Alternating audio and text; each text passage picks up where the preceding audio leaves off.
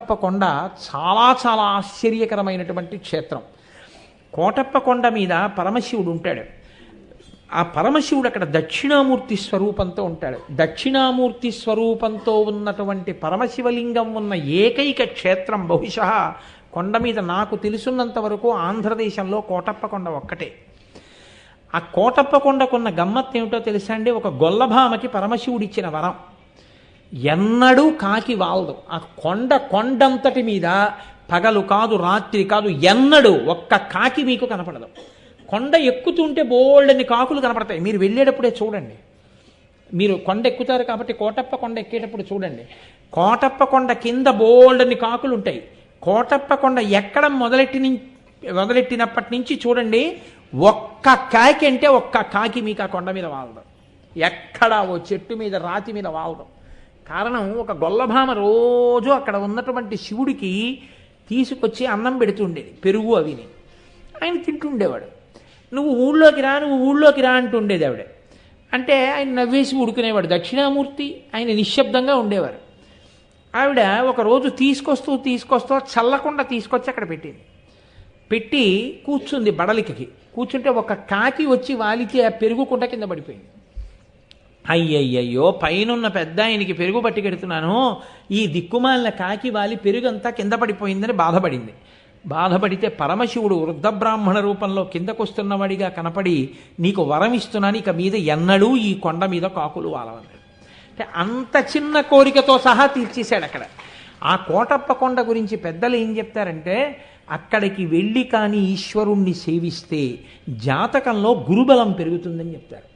గురుబలం పెరిగితే మిగిలినటువంటి గ్రహాలు ఏవైనా సరే, పాపపు గ్రహాల బలం ఉన్నా కూడా గురుగ్రహం కానీ బలంగా ఉంటే జాతకుడు రక్షణ పొందుతాడు.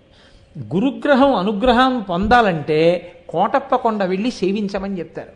నేను ఒకసారి శృంగేరి వెళ్ళినప్పుడు, శృంగేరిలో భారతీ తీర్థస్వామి వారి తల్లిగారు, ఆ మహాతల్లి అక్కడే ఉంటారు. పీఠంలోనే ముందు ఒక గదిలో, ఆవిడ ఎప్పుడు బయటికి రారు.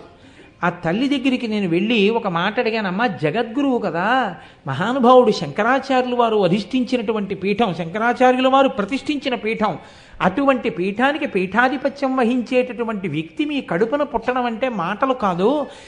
ఏ పుణ్యం వల్ల అటువంటి మహాపురుషుడు పుట్టాడని మీరు అనుకుంటున్నారమ్మా? మీకు ఏదో కారణం తెలుస్తుంది, తెలియకుండా ఉండదు. దయచేసి నాకు చెప్పండి అమ్మా అన్నాను. నాయన ఏముంటుంది నాయన చెప్పడానికి అన్నారు ఆవిడ. నేను అందరూ వెళ్ళిపోయాక మళ్ళీ అడిగాను. అందరూ వెళ్ళిపోయాక అడిగి లోకం అంతటికీ చెప్పుకొస్తున్నాను, అది వేరు మాట అనుకోండి. అలా కాదమ్మా, మీకు ఏదో కారణం ఉంటుంది, ఖచ్చితంగా మీకు తెలుస్తుంది, ఏ కారణానికే అంతటి మహాత్ముడు మీ కడుపున పుట్టాడమ్మా అని అడిగాను. అడిగితే ఆవిడ నాతో ఒక మాట చెప్పారు. నరసరావుపేటలోనే ఆవిడ కడుపున పడ్డారు భారతీ తీర్థస్వామి. నేను చిన్నతనంలో మా తండ్రి గారు ప్రతిరోజు కూడా మడి కట్టుకుని కోటప్ప కొండ ఎక్కి పరమశివుడికి నీళ్లు పోసుకుని కిందకు వచ్చేవారు అభిషేకం చేసి. తెలిసో తెలియకో మా నాన్నగారి వేలు పట్టుకుని రోజు పరిగెత్తుకుంటూ నేను కూడా కోటప్ప కొండ ఎక్కేదాన్ని. ఎక్కి నమస్కారం పెట్టుకుని, పిల్లలం కదా నాయన, కిందకి దిగిపోయేవాళ్ళం. ఎన్ని పర్యాయాలు ఎక్కానో, ఎన్ని మార్లు నమస్కరించానో, ఎన్ని మార్లు దిగానో నాకు తెలియదు.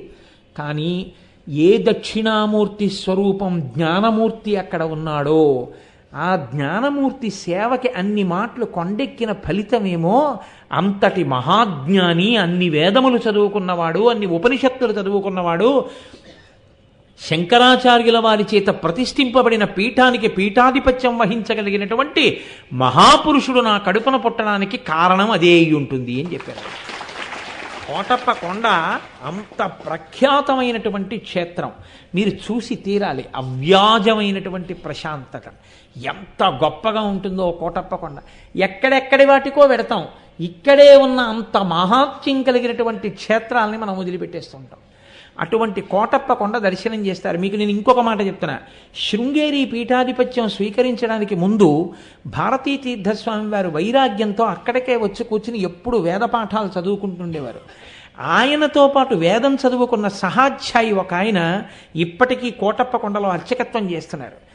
ఆయన అభిషేకం చేయడం మీరు చూడండి. నేనైతే ఏం చెప్తానంటే, ప్రసాద్ బాబు గారు ఒకసారి చూపించండి, మీరు హరిప్రసాద్ గారిని అడిగి ఏర్పాటు చేసి చూపించండి, అందరూ చూస్తారు. ఆయన అభిషేకం చేస్తుండగా మీరు చూడండి, మీరు ఆశ్చర్యపోతారు. ఇలా ఉంటుందా అభిషేకం అంటే అని తెల్లబోతారు. ఎందుకంటే శివలింగానికి అభిషేకం చేసేటప్పుడు మీరు దానిమ్మ పళ్ళు అక్కడ పెట్టారనుకోండి, ఆయన మంత్రంలో తొట్టుబాటు ఉండదు, స్వరం తప్పదు. ఆయన దానిమ్మ పళ్ళు తీసి ఇలా ఈ చేతిలో పెట్టుకుని ఈ చేతితో పట్టుకుని ఇలా అంటారు, అంతే. దానిమ్మ రసం శివలింగం మీద పడిపోతుంది. ఖర్జూరం పళ్ళు ఇస్తే అవి ఇలా చేతి మీద వేసుకుని ఇలా పెట్టి ఇలా అంటారు, అంతే. ఖర్జూర రసం శివలింగం మీద కారిపోతుంది.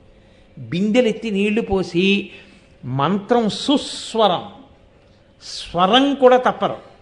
అలా దానిమ్మ పళ్ళని కూడా ఇలా నొక్కి రసం చేసేస్తారు అభిషేకం. చూసి తీరాలి నిజంగా అభిషేకం. ఏమాత్రం అవకాశం ఉన్నా ఏర్పాటు చేయండి.